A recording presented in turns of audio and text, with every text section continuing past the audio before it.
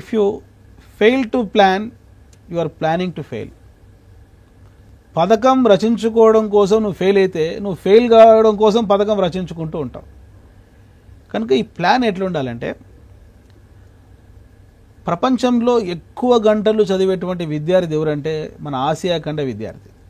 South Korea student రోజుకు 18 hours చదువుతాడు. 18 అవర్స్లో 1 పక్కన పడితే 8 అవర్స్ కూడా మనం చదవటం లేదు. జాబ్ రావాలంటే ఒక థంబ్ రూల్ గుర్తుపెట్టుకోండి. మార్నింగ్ 5 to 10 డిఫికల్ట్ సబ్జెక్ట్ చదవండి. నువ్వు ఏది డిఫికల్ట్ అనుకుంటే చదవండి. 10 to 1 పాత ప్రశ్నాపత్రాలు ప్రాక్టీస్ చేయండి, ఎందుకంటే అదే టైంలో పరీక్ష రాసే సమయం కాబట్టి. 2 to 5 కూడా పాత ప్రశ్నాపత్రాలు విశ్లేషణ చేయండి. ఈవినింగ్ 5 to 10 ఈజీ సబ్జెక్ట్ చదవండి. ఇట్లా రోజుకు కనిష్టంగా 15 అవర్స్, గరిష్టంగా 18 అవర్స్ నువ్వు చదివితే 100 రోజులలో గవర్నమెంట్ టీచర్ కావచ్చు. కనుక ఈ ప్లాన్ ఎట్లా ఉండాలంటే ప్రతిరోజు కన్సిస్టెన్సీ ఇంపార్టెంట్.